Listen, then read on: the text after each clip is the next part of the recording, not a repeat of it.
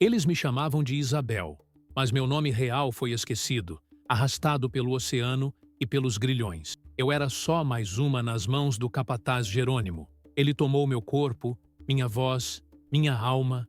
Cada toque era um açoite, cada palavra, um grilhão que pesava mais que ferro. Eu era a cozinheira, a serva, a mulher. Mas de dentro do meu inferno, eu vi uma fresta. Uma maneira de virar a dor em poder. Um dia, eu fingi. Fingi que o toque dele não me dilacerava, que seus desejos eram os meus. E ele, na sua cegueira de monstro, acreditou. Foi aí que minha vingança nasceu, silenciosa e mortal, no coração da noite. Uma navalha guardada com zelo se tornaria o instrumento da justiça, o corte final na teia de sua maldade.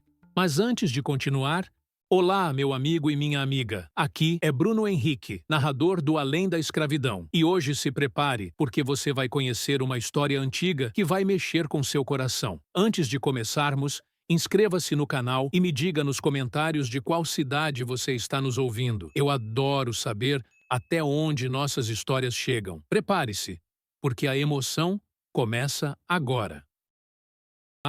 Se inscreva no canal e ative o sininho, porque todos os dias trazemos novas histórias de heróis esquecidos que a história oficial tentou apagar. Deixe seu like e conte nos comentários de qual cidade você está nos assistindo. Queremos saber até onde a voz da resistência chegou. A Bahia do século XIX ardia sob o sol e o açoite, um forno de cana e suor, onde vidas eram moídas como a própria planta. No Engenho Santana, o ar pesado de melaço e desespero sufocava a todos. Era ali que Isabel vivia, ou melhor, sobrevivia. Aos 23 anos, seus olhos, antes cheios da sabedoria dos contadores de histórias de seu povo, Tuiaçante, em Gana, agora eram poços de uma dor antiga, velada por uma fachada de docilidade e apatia. Ninguém, nem mesmo a senhora do engenho, que a via como uma criatura mansa e eficiente na cozinha, imaginava a mente afiada que se escondia por trás daquela quietude. Isabel sabia tudo sobre as rotinas da casa grande, as horas em que o senhor dormia, os cochilos da sinhazinha, o caminho que o capataz Jerônimo fazia para sua cabana isolada, onde o cheiro de cachaça barata e solidão sempre pairava. Jerônimo. O nome escorria na garganta de Isabel como veneno, mas ela jamais permitia que qualquer traço de ódio aflorasse em seu rosto. Jerônimo era um homem corpulento, de ombros largos, e uma face que a vida havia talhado com a brutalidade. Seus olhos, pequenos e sempre famintos, percorriam Isabel como se ela fosse um pedaço de carne à sua disposição. E para ele, ela era. O abuso começou sutil, com toques acidentais nos corredores, com a mão pesada no ombro que se demorava. Depois, as ordens se tornaram veladas. Isabel, preciso de ajuda com uns papéis na minha cabana, depois que todos se recolherem. Ela ia, porque sabia o que aconteceria se não fosse. As ameaças veladas de que sua mãe, se ainda viva na senzala vizinha, ou seus irmãos, seriam os próximos a sentir a força do chicote. E então, os atos hediondos se repetiam. Na escuridão, Jerônimo a possuía, não com paixão, mas com uma violência possessiva que a transformava em um objeto, um recipiente de sua depravação. Cada noite, Isabel se desfazia, mas no amanhecer reconstruía-se, pedaço por pedaço, com uma resiliência quase sobrenatural. Seus ombros carregavam o peso da humilhação, mas sua mente trabalhava como um moinho, triturando cada detalhe, cada fraqueza do capataz. A gota d'água não foi o toque sujo de Jerônimo, nem o silêncio que ela era forçada a manter. A gota d'água foi a risada. Era uma noite abafada. O cheiro de aguardente e fumo vinha da senzala, onde os homens se reuniam após o trabalho. Isabel tinha terminado seus afazeres na cozinha da casa grande e caminhava devagar de volta para seu canto, onde tentava encontrar um pedaço de paz no chão batido. As vozes vinham altas. A voz de Jerônimo, mais alta que as outras, cheia de uma arrogância embriagada. E essa Isabel, essa é minha agora. A voz dele ecoou, carregada de escárnio. Pensou que ia ficar de ladainha? Umas palmadas no traseiro, uns doces na boca. Logo estava gemendo que nem gata no cio. Ela me adora. Mal pode esperar por mim. Risadas brutas explodiram. Zombarias. Outros homens, talvez para bajular o capataz, talvez para não serem os próximos alvos, repetiram frases imundas. O ar que Isabel respirava congelou nos pulmões. O chão pareceu sumir sob seus pés. Ela não sentia a dor nos músculos, nem o cansaço do dia. Apenas uma queimação glacial que subia do estômago até a garganta. Ele não só a possuía, ele a humilhava. Não apenas com seu corpo, mas com a sua voz, com a sua reputação, na frente de todos, reduzindo-a a um animal, um objeto sem alma, que gemeria por ele. Naquele instante, algo em Isabel se rompeu e, ao mesmo tempo, se soldou de forma irreversível. A apatia sumiu. O fogo contido explodiu. A dor se transformou em uma raiva fria, calculista. Enquanto os ecos das risadas morriam na noite, Isabel não chorou. Não tremeu. Seus olhos, antes vazios, ganharam um brilho perigoso. Ela olhou para as próprias mãos, calejadas pelo trabalho, mas que, sob a manga do vestido simples, escondiam a força de um tigre.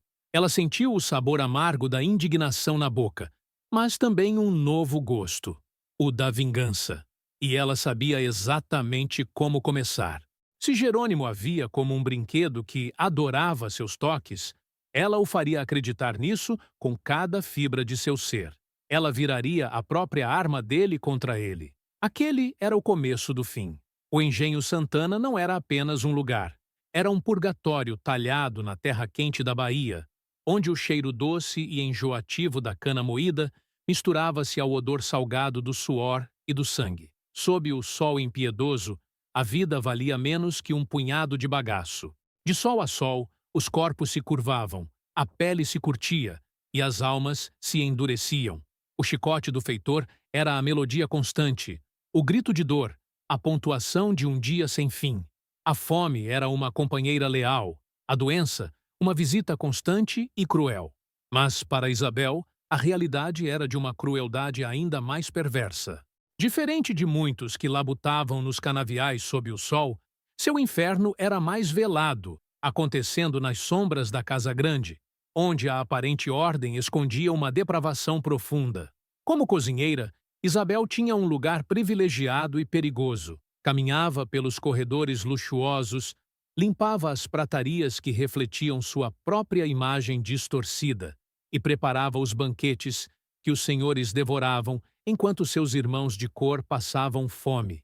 Sua proximidade com a família senhorial dava-lhe um conhecimento íntimo dos hábitos, das fraquezas e dos segredos de seus opressores, um mapa invisível da tirania. O senhor de engenho, um homem gordo e rosado, era a personificação da benevolência cruel. Sorria enquanto ordenava castigos, rezava missas enquanto seus escravos eram chicoteados. A senhora, sempre com um terço nas mãos, via Isabel como uma peça de engrenagem, uma sombra silenciosa que garantia seu conforto. Não percebiam o incêndio sob a superfície, nem a mente que, em sua quietude, absorvia cada palavra, cada olhar, cada gesto. Isabel, com seus 23 anos, carregava não apenas a dor do presente, mas a memória de um passado distante. Lembrava-se da brisa suave de Gana, do riso de sua mãe, dos contadores de histórias que, com suas palavras, teciam a complexidade da vida, a sutileza das intenções humanas.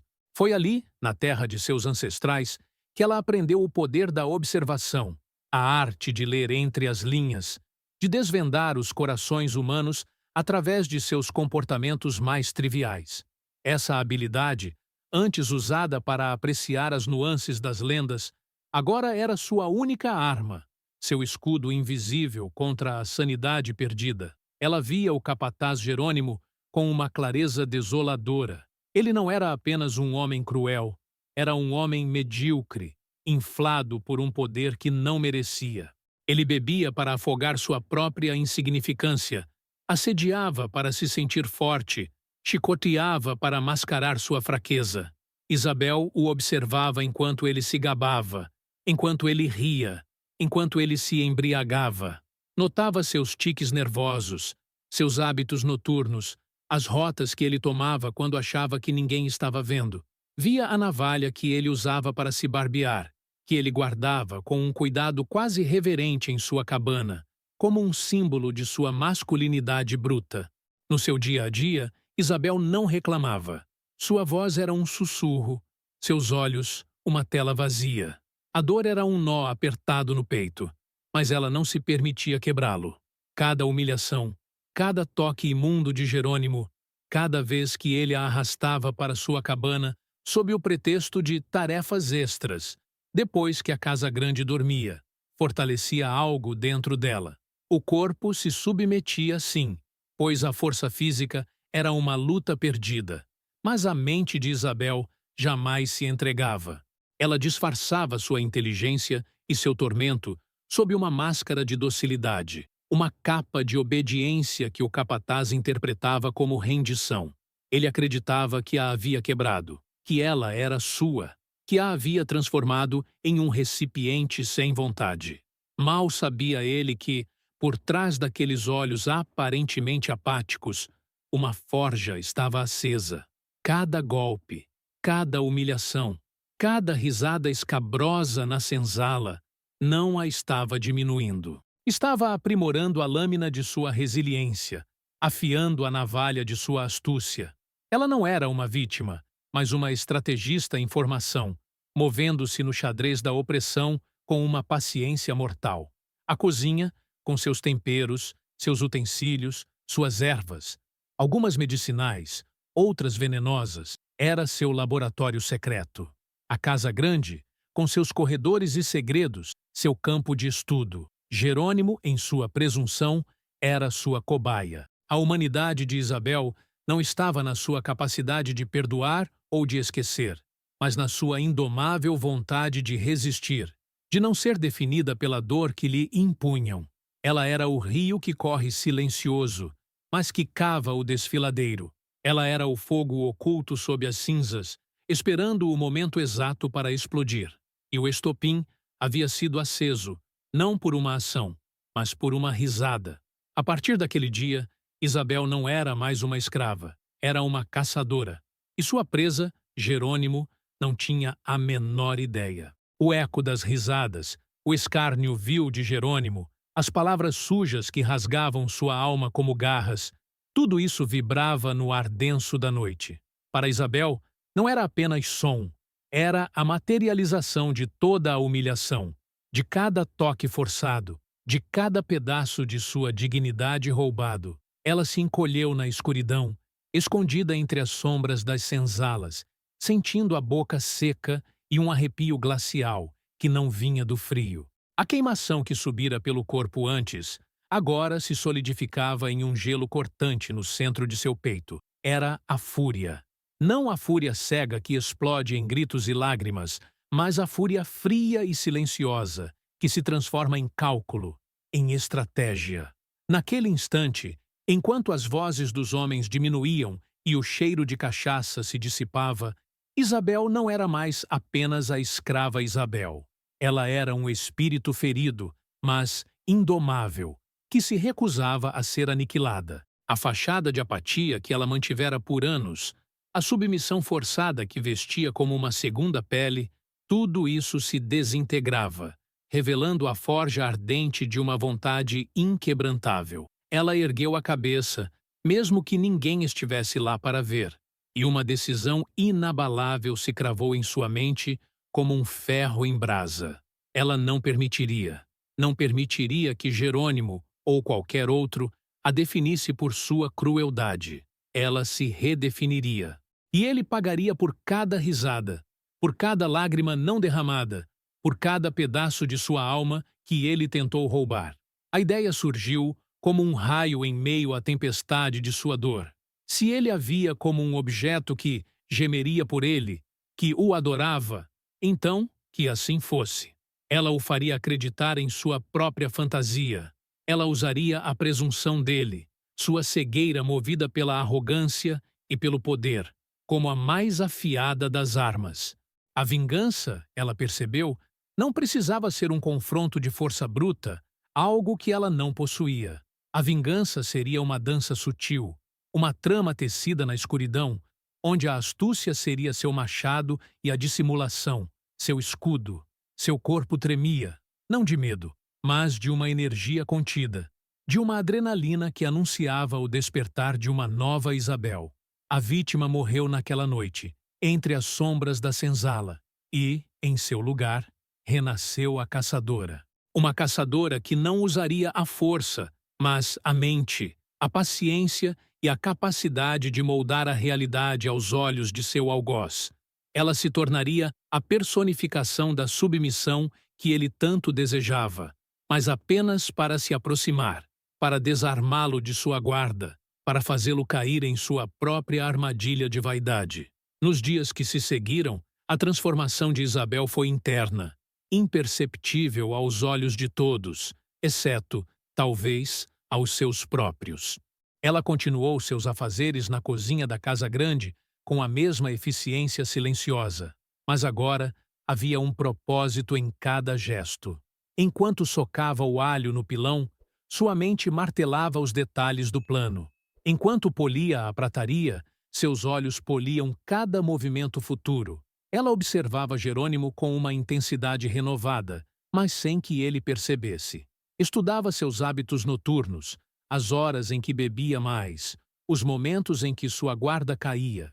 Notava o brilho de seu olhar quando ele a observava, um brilho de posse e de luxúria, que ela agora aprenderia a alimentar, a manipular. Sua transformação de vítima em algoz não envolveu a busca por cúmplices. A história de Isabel não seria uma revolta coletiva, mas uma retribuição individual, forjada na solidão de sua dor e na genialidade de sua mente.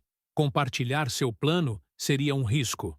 A palavra na senzala era como o vento. Podia levar à esperança, mas também à traição. Isabel sabia que o segredo era sua maior proteção. Sua vingança seria um ato solo, a expressão máxima de sua autonomia e sua determinação. Não haveria juramentos coletivos sob a luz da lua, nem reuniões secretas em mocambos. O juramento de Isabel era feito para si mesma, nas profundezas de seu coração. Cada fibra de seu ser jurava que a humilhação terminaria. Sua motivação era singular: a recuperação da dignidade roubada, o silenciamento do monstro, a justiça que a lei dos homens nunca lhe daria. Ela não buscava a liberdade de todos, mas a liberdade de sua alma. O fim do terror imposto por um único homem. A dificuldade dessa solidão, porém, era imensa. Carregar o peso de um plano tão audacioso sozinha, a constante vigilância para não revelar nada, a necessidade de fingir para o próprio agressor, tudo isso era um fardo que poucos poderiam suportar. Mas Isabel não era uma pessoa comum. Sua resiliência, forjada no Atlântico e nas senzalas, era uma fortaleza. As histórias de seu povo, contadas em Gana, sobre os heróis astutos que usavam a inteligência para superar a força bruta, agora se tornavam seu guia, seu mantra secreto. Ela seria essa heroína. A partir daquele ponto, a cada vez que Jerônimo a chamava para sua cabana, algo sutil mudava. Ela não resistia com o corpo, como antes, com a resignação forçada que ele já esperava. Agora, ela introduzia um ar de estranha aceitação, um olhar que ele, em sua burrice e vaidade, confundiria com desejo, um gesto que ele tomaria como submissão apaixonada. Ele a via como um troféu, mas ela estava apenas afrouxando as cordas de seu próprio calabouço, preparando-se para o golpe final. A navalha do capataz, reluzente e afiada, que ele mantinha em sua cabana como um símbolo de sua virilidade, começou a assombrar os pensamentos de Isabel. Ela se lembrava de como ele a usava para aparar a barba, com movimentos precisos e confiantes. Aquela navalha, ela decidiu, seria o instrumento de sua retribuição poética, a ferramenta de seu poder, voltada contra ele. Seria o fim de Jerônimo e o renascimento de Isabel. A vingança, ela sabia, era um prato que se servia frio. e ela estava disposta a esperar o tempo que fosse necessário para que a temperatura estivesse perfeita. A trama da vingança não se tecia com fios grossos de algodão, mas com a invisível, porém indestrutível, teia da mente de Isabel. Após a noite da humilhação final, quando as risadas de Jerônimo ecoaram na escuridão, algo dentro dela se solidificou, tornando-a uma estrategista fria e calculista. Seu plano não nasceu de um ímpeto de fúria cega, mas de uma inteligência afiada pela dor, lapidada pela opressão. Não seria um ato de rebeldia aberta que resultaria em chicotadas e morte certa. Seria um golpe cirúrgico, calculado para atingir o coração da arrogância de seu algoz, usando as próprias ferramentas de sua prepotência contra ele. O primeiro passo de Isabel foi o mais sutil e o mais perigoso: a manipulação da percepção. Se Jerônimo a via como um brinquedo que ele havia quebrado e que o adorava, ela alimentaria essa ilusão com uma maestria assustadora. Nos dias que se seguiram, Isabel manteve a mesma postura silenciosa e aparentemente apática na casa grande, lavando a roupa suja do senhor, cozinhando as refeições suntuosas que ela nunca provava, servindo à mesa com uma discrição que a tornava quase invisível. Mas quando Jerônimo se aproximava, quando seus olhos famintos a devoravam, algo mudava. Ela não mais se encolhia, não desviava o olhar com o antigo desespero. Em vez disso, seus olhos, antes vazios, ganhavam um brilho tênue, uma chama fraca que, para a mente distorcida do capataz, seria interpretada como desejo. Quando ele a tocava, agora ela não reagia com a repulsa visível de antes. Permitia o toque, por um instante minúsculo, antes de se afastar com uma lentidão que parecia hesitação, não nojo. Cada movimento era um cálculo, cada respiração, um controle rigoroso para que sua aversão não transparecesse. Era um teatro de uma só atriz, com um público de um só espectador, Jerônimo. Em sua cabana isolada, onde os encontros forçados aconteciam sob o véu da noite, a mudança de Isabel foi ainda mais acentuada. Quando ele a convocava, ela ia, sim, com o corpo cansado e a alma em frangalhos, mas com a mente trabalhando a 1000 por hora. Em vez de se encolher no canto escuro, ela agora entrava com uma resignação diferente. Uma resignação que, para Jerônimo, que buscava a confirmação de seu poder a todo custo, parecia ser submissão, talvez até uma espécie de entrega. Ela não gemia de dor. Começou a sussurrar, em momentos calculados, frases vagas, quase inaudíveis, que ele interpretava como suspiros de prazer. Uma pequena inclinação da cabeça, um toque acidental em seu braço antes de recuar, uma falsa timidez que o alimentava. Você está diferente, Isabelzinha. Ele grunhiu uma noite, os olhos injetados de cachaça e luxúria, a mão pesada apertando o braço dela. Mas receptiva. Isabel apenas assentiu, os olhos baixos, mas um sorriso tênue e falso dançando em seus lábios, tão discreto que ele mal o notou, mas o suficiente para que sua mente doente o registrasse. Ela era uma camaleoa, adaptando-se para atacar. Fazia com que ele se sentisse o centro do universo, o mestre de seus desejos, o dominador absoluto. E quanto mais ele acreditava nisso, mais sua guarda baixava, mais ele se entregava à sua própria presunção. O local da execução foi escolhido com a mesma precisão. A cabana de Jerônimo, um cubículo imundo e isolado, era o santuário de sua depravação. Longe dos olhares curiosos da casa grande, distante o suficiente das senzalas para que gritos não fossem ouvidos. Ali, ele se sentia invulnerável, intocável. Era o lugar onde ele exercia seu poder mais cruel, e seria o lugar de sua queda. A data não seria um dia festivo, como Natal ou Dia de Reis, que poderiam atrair atenção ou criar um padrão. Seria uma noite qualquer, uma noite de bebedeira rotineira para Jerônimo. Isabel sabia que a cachaça era sua maior aliada. Quando ele bebia, sua arrogância crescia e sua perspicácia diminuía drasticamente. Ele se tornava mais audacioso, mais descuidado. Os detalhes das semanas que antecederam o dia fatídico foram uma aula de paciência e observação. Isabel anotava mentalmente os horários que ele ia ao banheiro, a frequência com que saía da cabana para fumar um cachimbo, o ponto exato onde ele guardava sua navalha de barbear. Ah, a navalha! Esse era o método, a arma, a poesia brutal de sua vingança. Isabel a vira muitas vezes, uma lâmina afiada, de cabo de madeira escura, que Jerônimo guardava com um orgulho quase possessivo em uma pequena caixa de madeira ao lado de sua cama improvisada. Era o símbolo de sua masculinidade, de sua rotina, de sua vaidade. A ideia de usar a própria navalha dele contra ele surgiu como um raio de luz sombrio em sua mente. Seria a expressão máxima da justiça poética. O instrumento de sua ostentação se tornaria o instrumento de sua aniquilação. A logística era simples e, por isso, brilhante. Isabel não precisaria roubar a navalha antes, arriscando ser descoberta. Ela só precisaria tê-la em mãos no momento certo, dentro da própria cabana. Ela planejava esperar o auge de sua complacência, o momento em que ele estivesse mais entregue à sua própria fantasia, mais vulnerável e menos atento. Sua inteligência e meticulosidade eram o motor por trás de cada passo.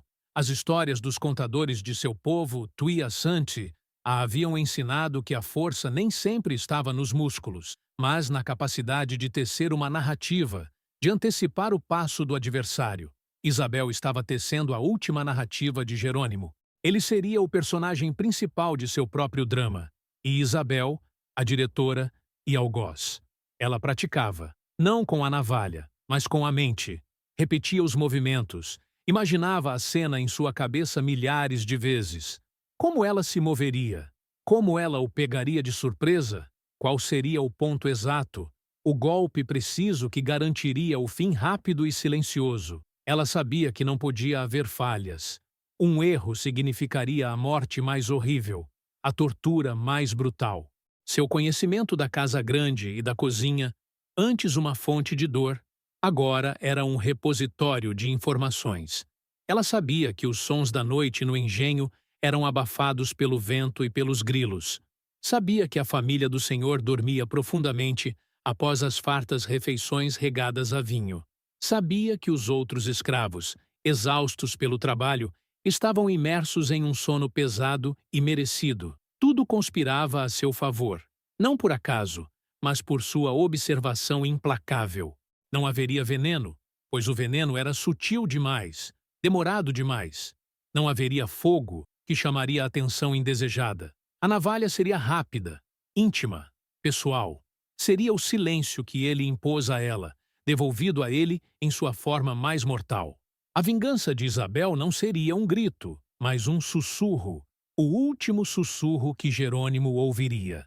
A cada dia, Isabel se tornava mais forte, mais fria, mais determinada.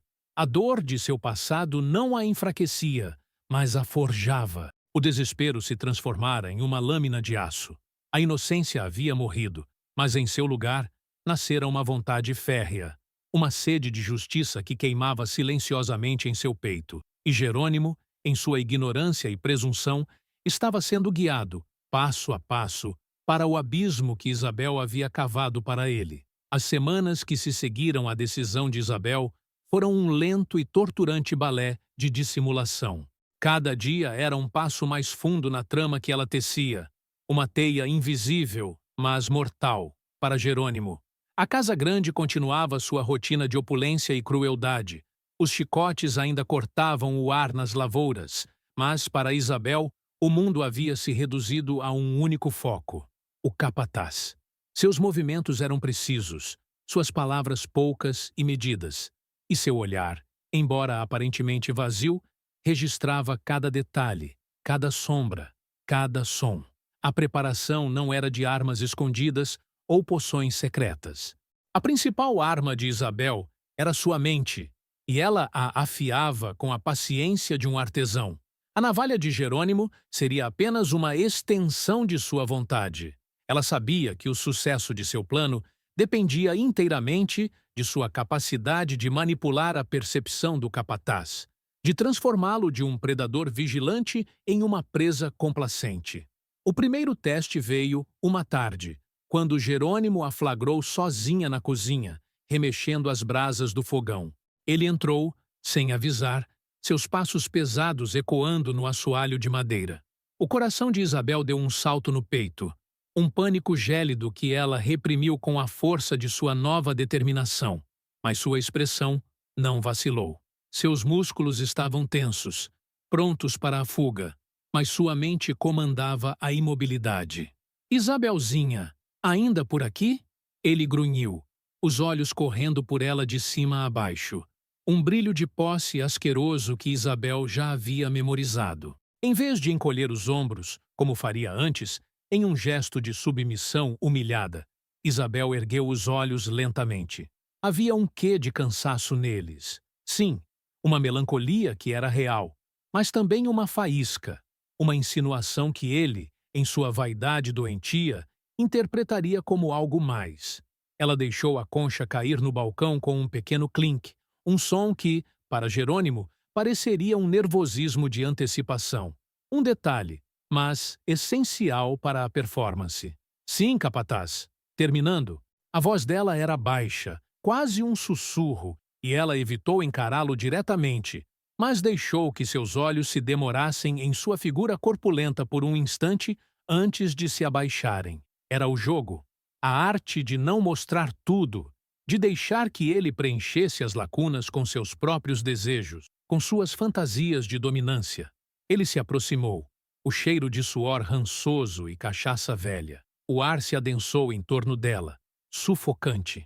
Você tem estado diferente, mais calada. Titaina, a mão dele subiu para tocar o cabelo dela.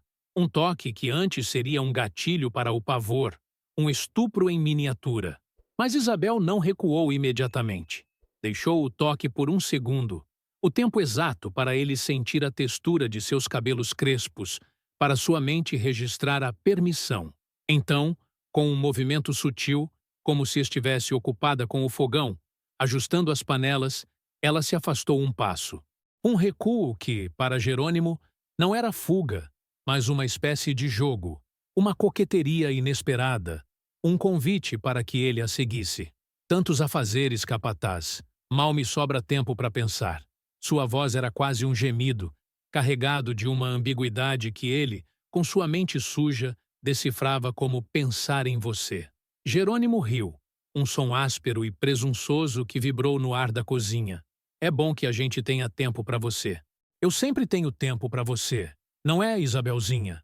Ele esperou uma resposta, um sinal de assentimento que confirmasse seu poder. Ela não respondeu. Apenas deu um meio sorriso, o canto dos lábios erguendo-se minimamente, mal perceptível, mas o suficiente para que sua mente doente o registrasse. Naquele instante, o fogo de seu ódio queimou mais forte. Uma chama invisível que prometia consumir tudo. Ela sentiu o nojo subir pela garganta, um impulso de cuspir na face dele. Mas ela o conteve, engoliu-o, transformando-o em combustível para a chama fria da vingança. Ele, Jerônimo, estava mordendo a isca. E ela o faria engolir o anzol inteiro. A observação de seus alvos se tornou uma obsessão. Isabel conhecia a rotina do engenho como a palma de sua mão. Mas agora, cada detalhe era escrutinado, analisado, memorizado. Ela sabia que Jerônimo bebia pesadamente nas noites de terças e quintas, quando o senhor ia à cidade e a vigilância na casa grande era menor, focando mais nos campos. Nessas noites, ele ficava mais lento, mais desatento. Sua cabana, normalmente um lugar de terror e submissão, se tornaria o palco de sua justiça. Ela precisava que ele estivesse no ponto de sua máxima presunção e mínima vigilância. Um estado de torpor arrogante. Uma noite de terça, enquanto servia o chá na sala de jantar da casa grande, Isabel ouviu um som familiar, o ranger da porta da cabana de Jerônimo, seguido por um baque surdo, como se ele tivesse derrubado algo. Minutos depois, um cheiro forte de cachaça preencheu o ar que vinha da direção da senzala, misturando-se com o perfume das flores de jasmim que a sinhá tanto gostava. Ele já estava no seu ritual. Mais tarde, ela o viu cambalear de volta para a cabana, a garrafa na mão, resmungando palavras ininteligíveis para si mesmo, sua figura um borrão na escuridão. Era nessas noites que a brecha se abria. Era nessas noites que o predador se tornava mais vulnerável. O maior desafio era o acesso à navalha. Ela sabia que Jerônimo aguardava em uma pequena caixa de madeira, perto da cama improvisada, debaixo de uns trapos sujos, como um tesouro profano. Mas como pegá-la sem que ele percebesse? Ela precisava que ele estivesse tão absorto em sua própria depravação, em seu próprio gozo sádico, que não notasse a breve ausência do objeto ou o breve momento em que ela o pegasse. Ela imaginou o cenário repetidamente. Ele, cego de desejo e cachaça. Ela, a submissa que o atenderia. E no instante crucial, a lâmina em sua mão.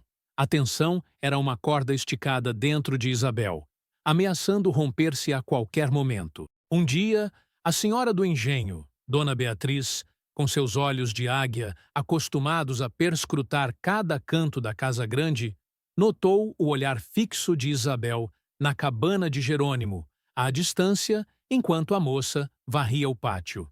"O que você tanto olha, Isabel? Perdeu alguma coisa?" A voz da senhora era cortante como um estilete, um aviso de chicote, um arrepio na espinha. Isabel virou-se, com a surpresa falsa bem ensaiada e um toque de confusão em seus olhos. Ela se curvou levemente, mostrando submissão. "Não, sinhá. Perdão, sinhá. Pensava nos porcos, sinhá. Achei ter visto um fugir da pocilga. Minha vista anda ruim." Dona Beatriz estreitou os olhos, desconfiada, mas logo desviou o olhar para a pocilga imunda, a poucos metros da casa grande. Os porcos eram uma preocupação constante, uma fonte de alimento e, por vezes, de problemas. Era uma desculpa plausível, mas o incidente gelou o sangue de Isabel. Ela precisava ser mais cuidadosa, mais invisível, uma sombra que se fundia ao ambiente. A cada quase descoberta, a cada olhar desconfiado de um feitor ou de outro escravo que poderia, por acaso, notar sua mudança de postura em relação a Jerônimo, o medo se infiltrava, gelando sua pele, e se a dessem como perdida para o capataz, uma que havia se rendido, e isso a descredibilizasse na hora de agir. O risco era imenso, mas o fogo da vingança era mais forte que o medo. Isabel se lembrava das risadas, das palavras que a reduziram a nada. Essa lembrança era seu amuleto, seu escudo contra a hesitação, seu grilhão de aço que a impulsionava. Ela continuou a refinar sua atuação. Começou a aparecer, em raras ocasiões, com um lenço de cabeça um pouco mais arrumado, um vestido um pouco menos amarrotado, gestos que Jerônimo, em sua mente vulgar, interpretava como um esforço para agradá-lo, para estar bonita para ele. Você está cheirosa hoje, Isabelzinha", ele disse uma noite, farejando o ar perto dela, os olhos percorrendo seu corpo com uma satisfação doentia. Isabel havia esfregado um pouco de folhas de laranjeira, colhidas no pomar do engenho, em seus pulsos e pescoço. Não para cheirar bem, mas para criar uma distração, um detalhe a mais para ele se fixar, para sua mente se ocupar com o efêmero, enquanto sua própria mente se preparava para o ataque fatal. As semanas se arrastaram, cada dia uma eternidade de dissimulação. A espera era a parte mais excruciante, uma tortura lenta que testava a paciência de Isabel até o limite. Houve noites em que a tentação de agir, de acabar logo com o tormento, era quase insuportável, um desejo visceral de libertação. Mas ela se lembrava, o plano tinha que ser perfeito. Não era apenas sobre matá-lo, era sobre fazer justiça, sobre reaver a si mesma, e isso exigia precisão, timing e uma execução impecável. Finalmente, a noite escolhida chegou. Era uma quinta-feira.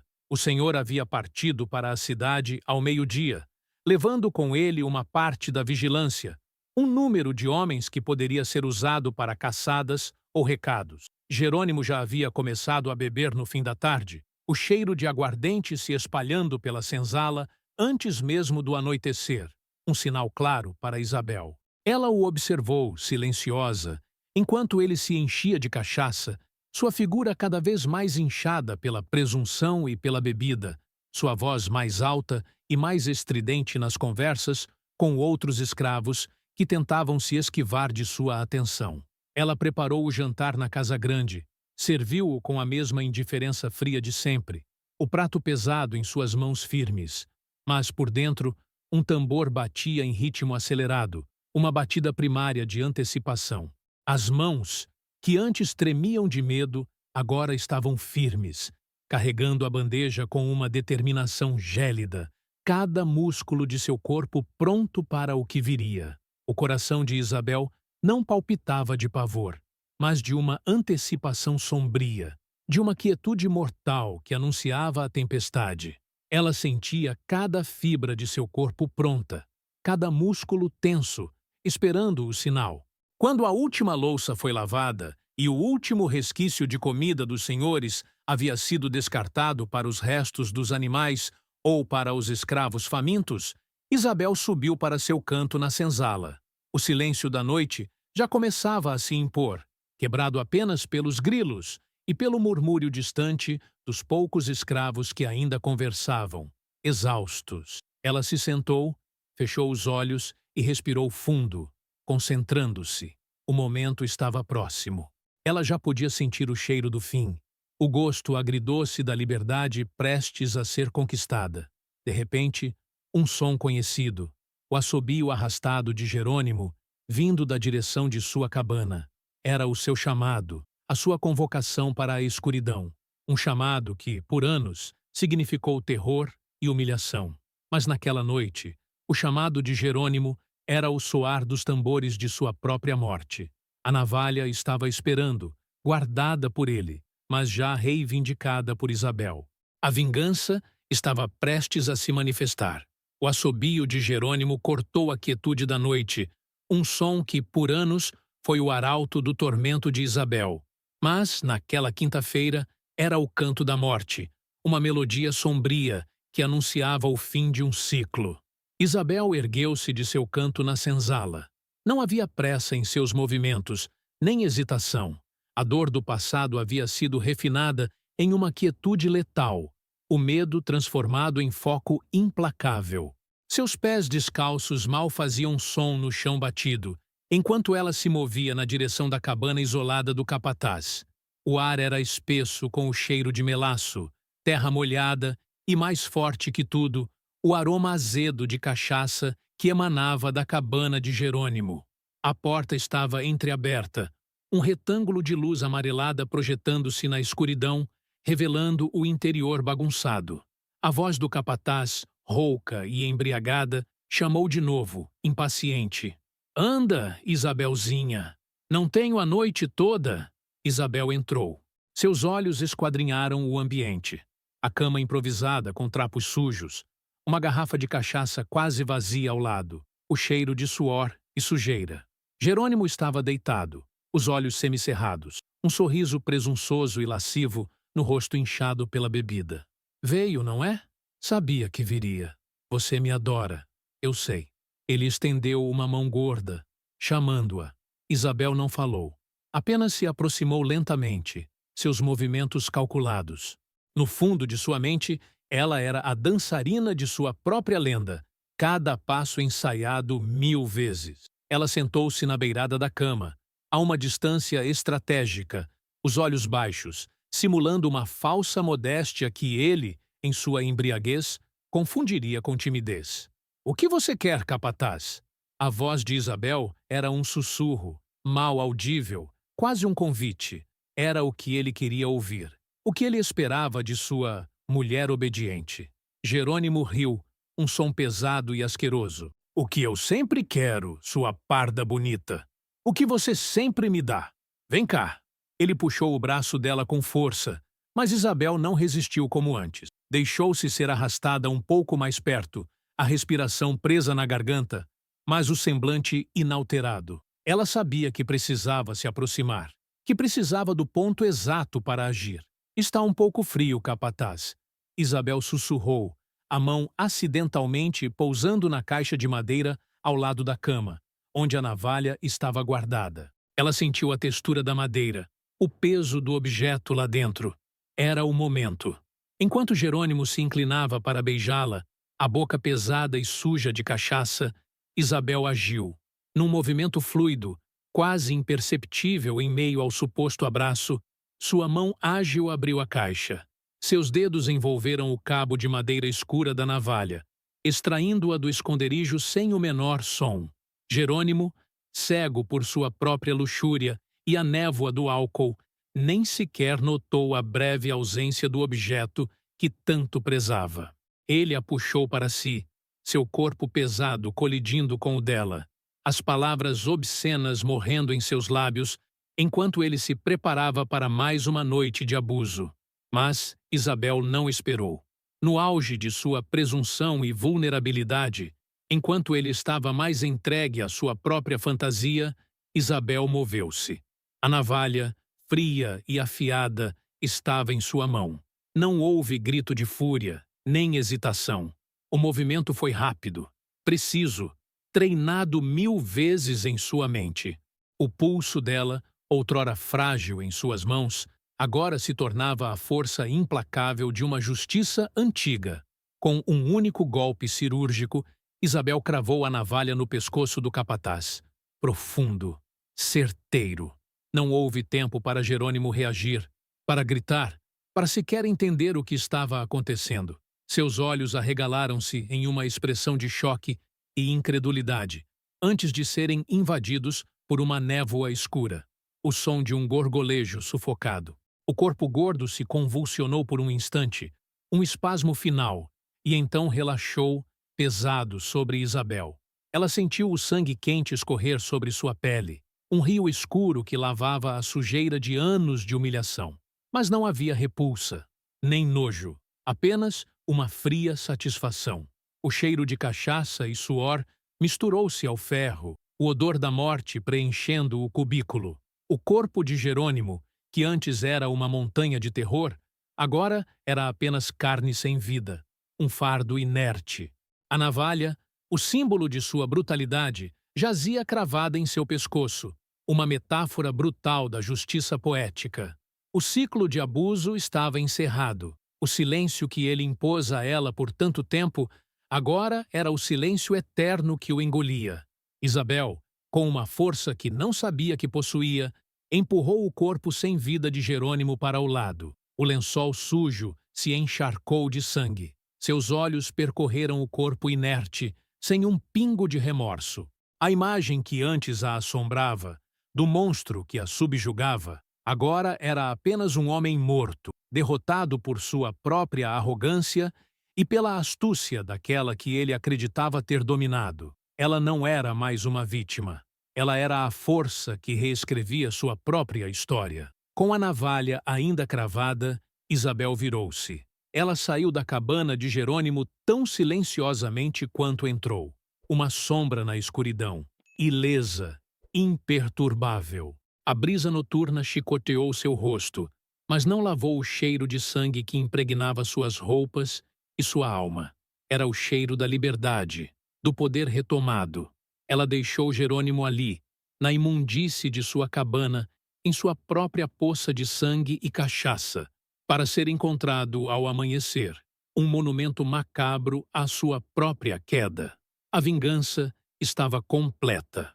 O silêncio que Isabel deixou para trás na cabana de Jerônimo era um silêncio pesado, carregado do perfume metálico do sangue e do hálito rançoso da cachaça. Seus passos, antes calculados para o ataque, agora eram quase etéreos, fundindo-se com a escuridão que engolia o engenho Santana. Não houve pressa, mas uma resolução fria em cada movimento enquanto ela se afastava do cenário de sua vingança. O corpo de Jerônimo, que por anos fora a personificação do seu tormento, agora era apenas um monte inerte de carne, uma mancha escura no lençol sujo. A navalha, cravada em seu pescoço, falava por si, uma mudez ensanguentada que gritava justiça. Isabel não buscou a senzala. Aquele lugar, embora seu lar de forçada convivência, era também um símbolo de sua opressão. Sua fuga não seria para um coletivo, mas para a própria liberdade de seu ser. Ela contornou os alojamentos dos escravos, evitando qualquer barulho que pudesse despertar os que ali dormiam em sono pesado e exausto. O cheiro de grama molhada e de terra úmida era o único companheiro enquanto ela se embrenhava na mata densa que margeava o canavial. A floresta era uma velha conhecida. Durante os anos de escravidão, Isabel havia aprendido a se mover por suas trilhas secretas, a reconhecer o sussurro das folhas e o chamado dos pássaros. Ela sabia onde encontrar água fresca, quais frutos eram comestíveis e quais cipós podiam ser usados como abrigo. Cada passo era um ato de libertação, afastando-a do cheiro de cana moída e das memórias amargas. Ela não olhou para trás. Não havia necessidade. A imagem de Jerônimo jazia morta em sua mente, um capítulo encerrado. O futuro, incerto e perigoso, era a única direção. O amanhecer no Engenho Santana não trouxe a rotina habitual. Não houve o galo cantando com sua voz estridente, nem o som distante dos tambores que chamavam para o trabalho. A manhã veio com um grito. Era Cândido, um dos escravos mais velhos, que tinha a função de acender o fogo na cozinha da casa grande antes do sol nascer. Ao passar pela cabana de Jerônimo, notou a porta entreaberta. Algo incomum, um cheiro forte de álcool e algo mais pungente, nauseabundo, pairava no ar. Curioso, Cândido se aproximou, o coração já apertado por uma intuição funesta. Ele empurrou a porta, e o que viu o fez recuar com um grito gutural que rasgou o ar da madrugada. "O capataz! Pelo amor de Deus! O capataz!"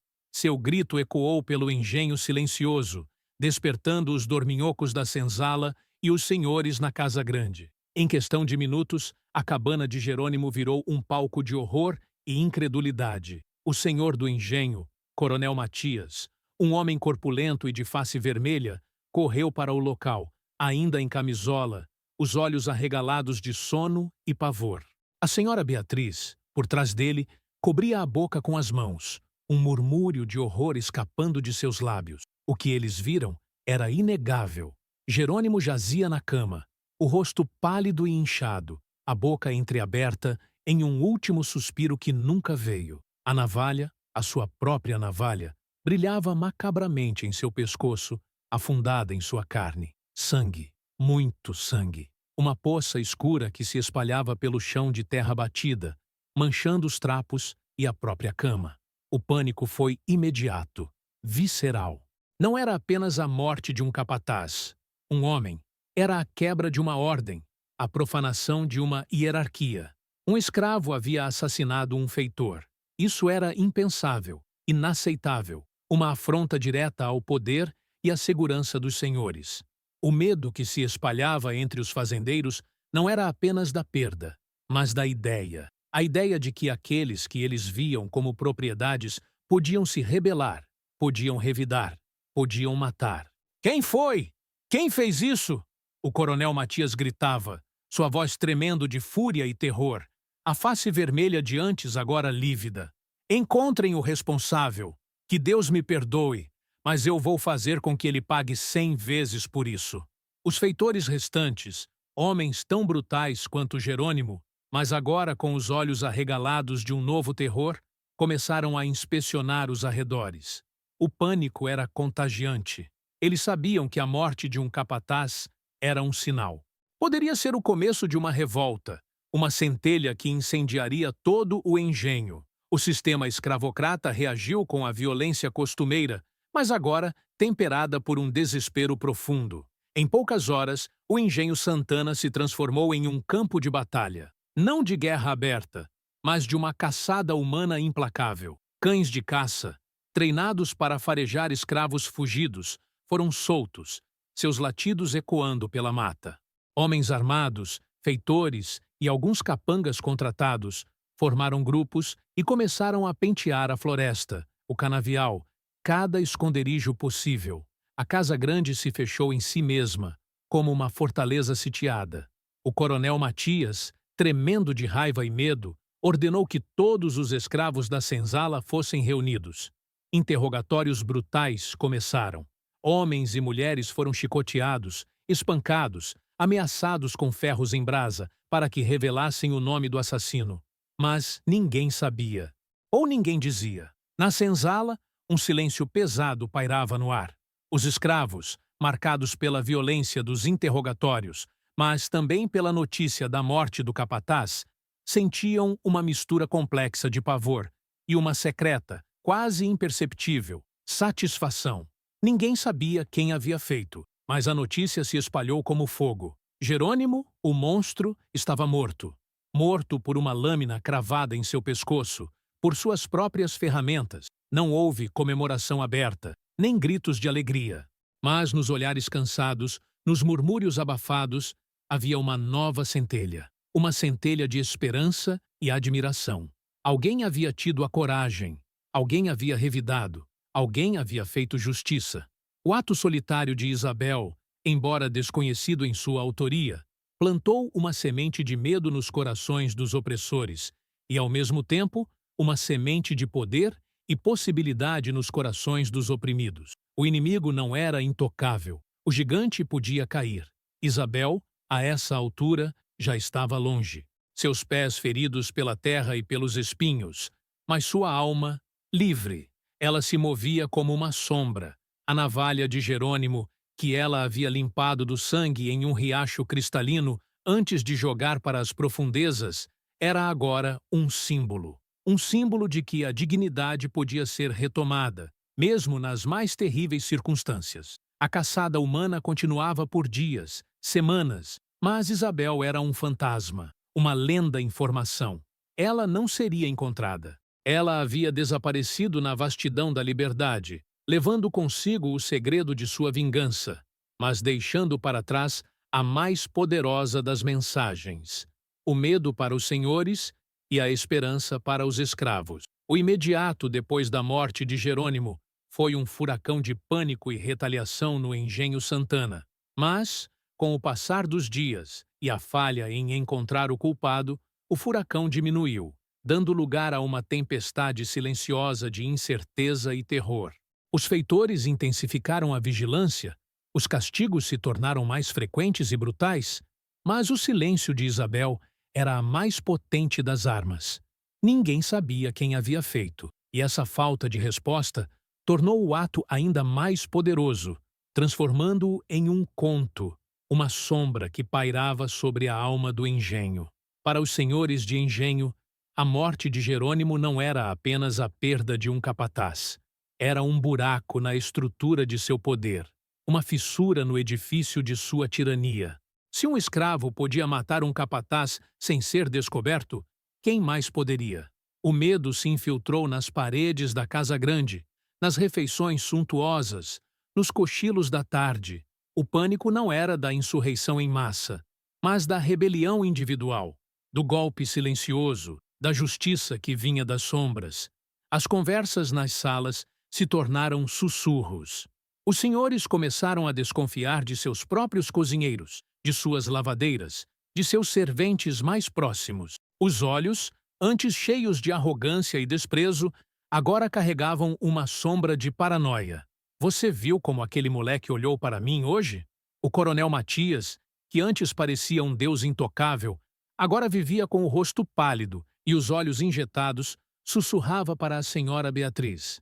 Ele tinha algo no olhar, um brilho estranho. A senhora, antes tão altiva, agora pedia que as portas dos quartos fossem trancadas à noite, que as janelas ficassem fechadas, que os utensílios de cozinha fossem contados e guardados a 7 chaves. Cada sombra que se movia, cada ranger de madeira, cada silvo do vento à noite se transformava em um possível agressor. O medo que eles haviam imposto aos escravos por gerações agora voltava para assombrá-los.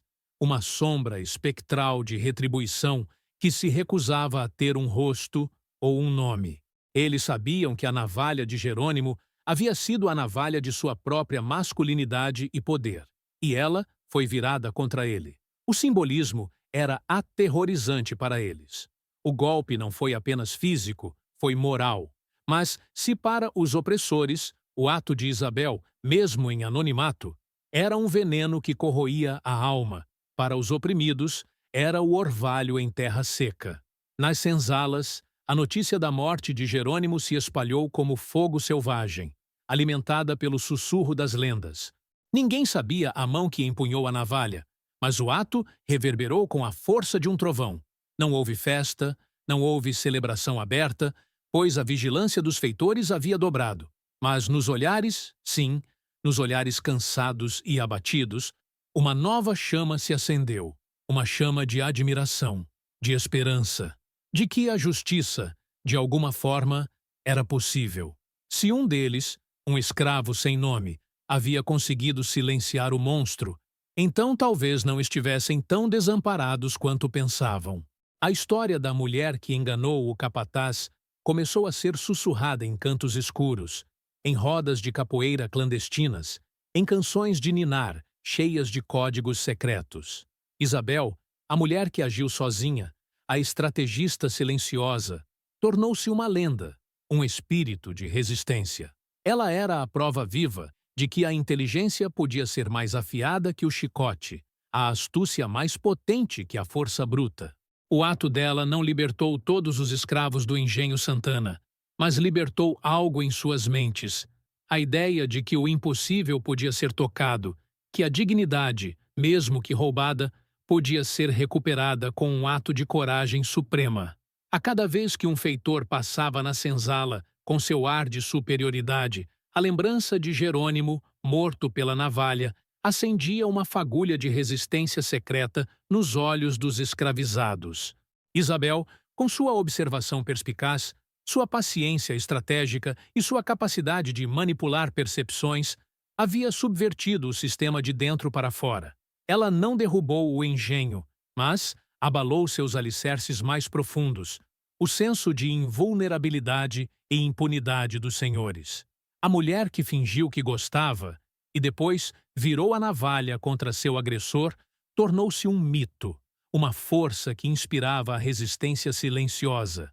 Seu ato foi um grito mudo de emancipação, um testemunho da humanidade que se recusava a ser quebrada. Sua história é um lembrete visceral de que a resistência tem muitas faces. Nem sempre é uma revolta armada nas ruas, nem sempre é um grito em praça pública. Às vezes, a resistência mais potente nasce na mente de um indivíduo, na solidão de um coração que se recusa a ser derrotado. Isabel, a menina tuiaçante que se tornou uma sombra de justiça, nos mostra que a coragem não é a ausência de medo, mas a ação apesar dele, que a dignidade é algo que ninguém pode roubar, apenas temporariamente ofuscar, e que ela sempre pode ser reclamada. E você, que assiste a essa história de Isabel, que se indignou com a crueldade de Jerônimo e sentiu a catarse de sua vingança, qual é a sua palavra? Comente a palavra. Coragem. Se a história de Isabel te inspirou a nunca aceitar a opressão, a lutar pela sua dignidade e a honrar a memória dos que um dia se recusaram a calar, deixe seu like e compartilhe essa lenda, para que a voz de Isabel e de tantos outros heróis não seja